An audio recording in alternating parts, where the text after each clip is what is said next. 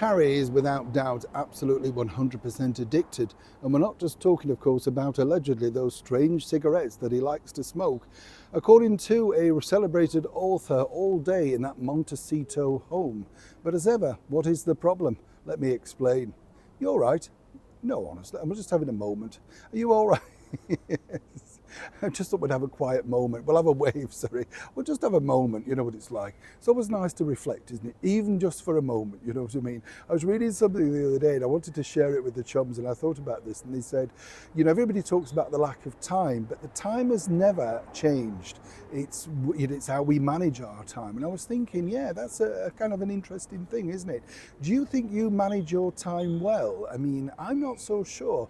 I disagree in many respects about some things what they say, because I was talking to a lady who basically was telling me all about her wonderful mom, and she was saying all the things that she did, and I said, well, how did she manage to fit them all in?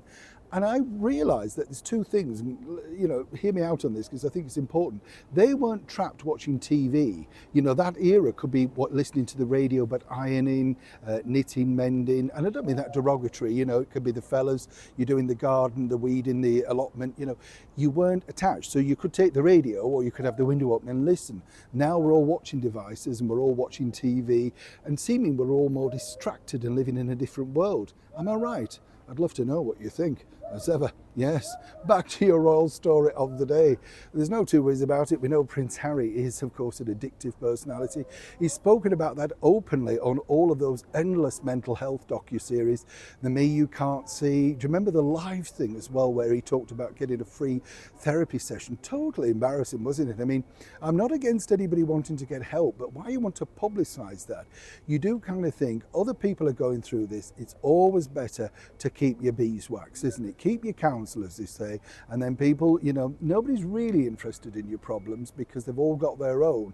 They have a nanosecond for them, then they move on. Now this, of course, is the problem that faces Prince Harry. He was once the most celebrated royal, literally, inside the British monarchy. He was known as jovial, fun, good-looking, always could raise a smile at any event that he attended, and I went to many that he did.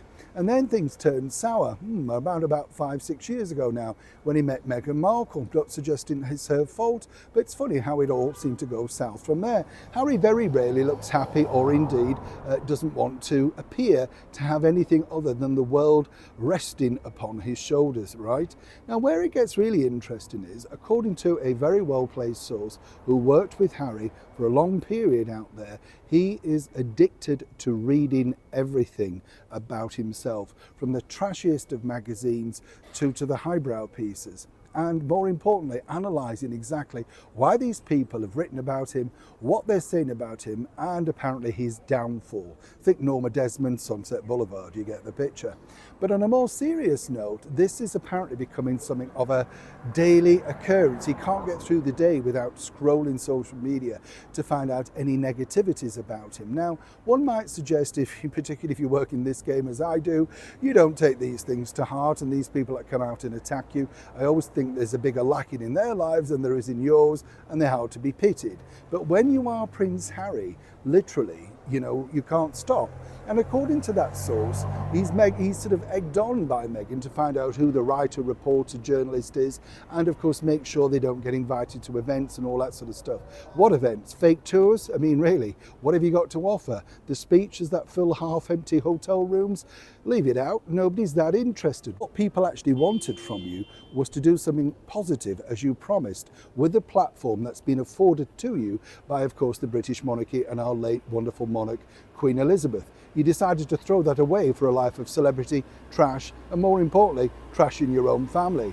But as Prince Harry's addiction really does take a grip, and I've been told that this is a pretty big part of his day now, going through everything. And if you're watching this, Harry, I'm happy to have it out face to face. Then the bottom line for him is, it's a road to nowhere. As they often say, and I'm sure they told you this at your school, don't listen in and don't look at anything, because nobody hears good of themselves. Am I right? Neil Sean in the very heart of London.